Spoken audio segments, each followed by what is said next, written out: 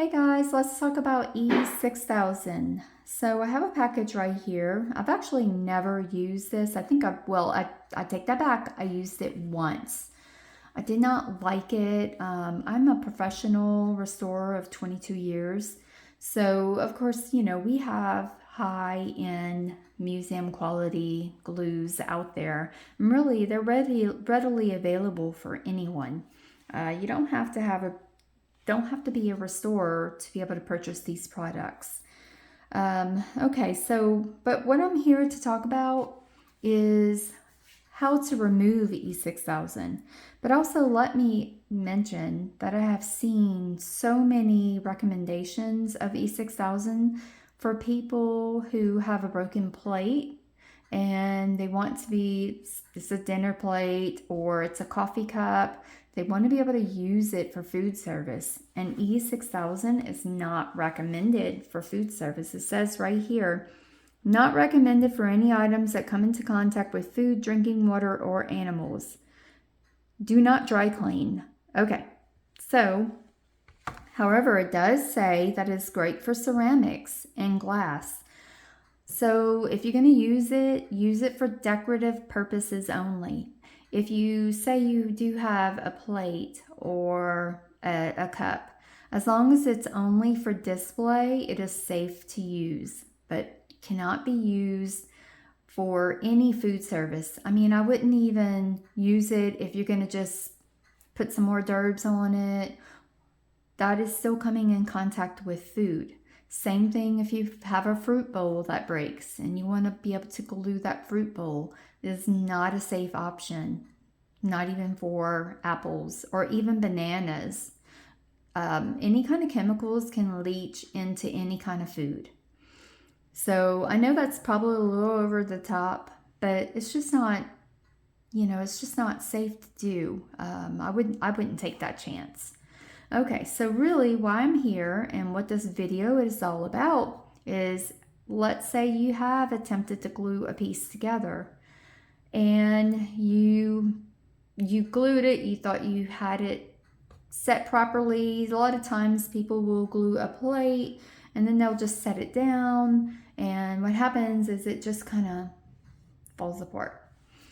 So you unsuccessfully glued a piece, no matter what it is.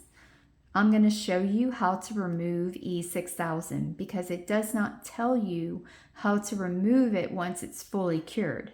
It will tell you what to use once you glue a piece and while the glue is still pliable, I guess, that you can clean it up with acetone. Now, this is just a remnant of a large vase that I'm working on.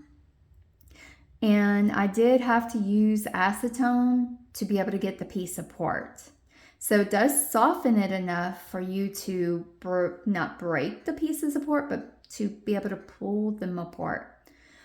So I'm also going to point out, as you can see, you see the glistening of the glue. So it's all inside the body of the piece.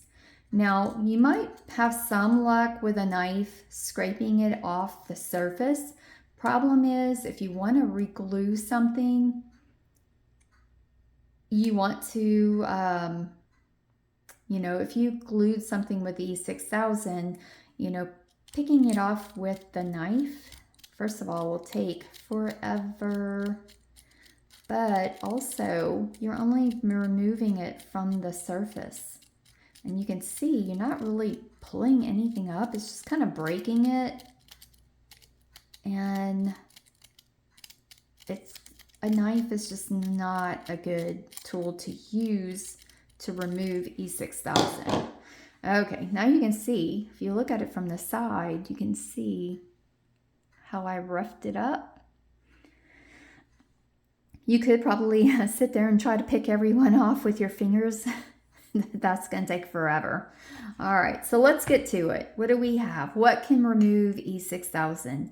This little, this piece here, you can see is kind of squishy, slightly squishy, but very durable. You can see I've already got glue all over it from using it in the past.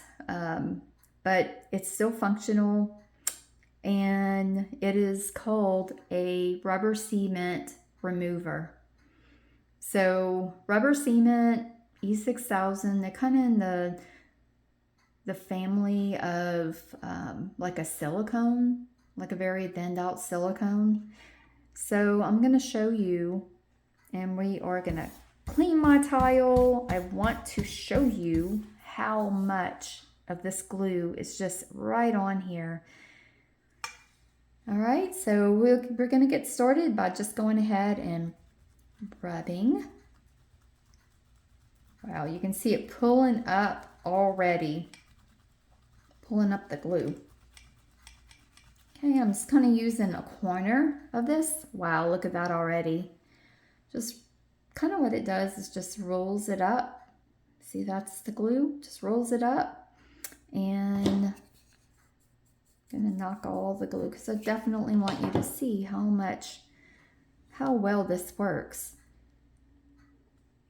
So also you want to be very careful. This right here is extremely sharp. You will cut yourself right on this edge right here. So try to make sure you have complete control over this glue remover.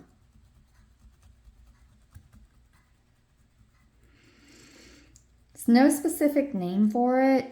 I do have it on my online store. If you go to My Restoration Supplies, it's under glue remover. Well, first you'll find it under the category of cleaning, because that's what we're doing. We're cleaning the glue off of this piece. So you will see that it is under that category, and you'll just go to glue remover and you'll see this piece.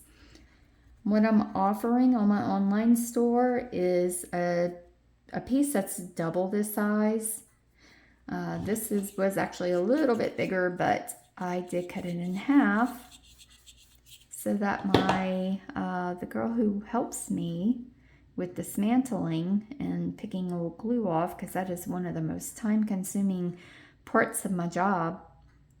So I do have someone helping me with that part of my job. And so like I said, you know, I gave her the other half.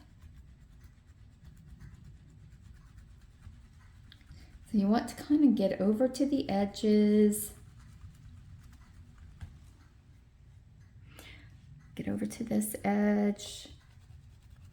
You don't want to just do the middle, because if you have it on the edges and you go to fit the piece back together, it's not going to,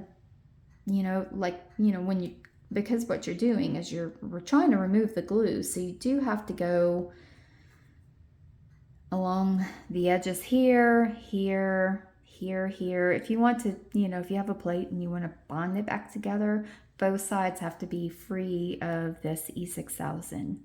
Now I do see we still have some over here. So I'm gonna just rotate the piece and go at a different angle and see if we can't get it out of that area. Hardest thing is going over here, because it's like, just don't have that great of control over it. Also, you want to give it a little pressure. Again, give pressure, but make sure you have control over it, because this, you can really cut yourself. And trust me, I've done that a few times.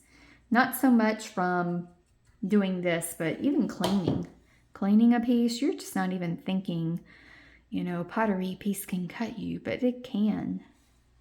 Cut you pretty bad too. Never had to have stitches, thank goodness.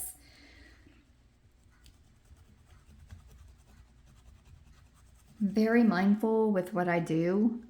You can see we still got some residue here. Look at that. Just getting all of that off. And sometimes even when you think you got it all off, you rub some more.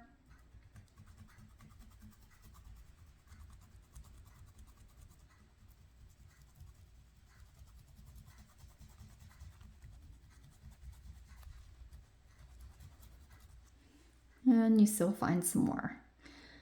Right there, right on the edge. And so just keep doing it until you no longer see any more glue in that area. And then, go on to another side and continue.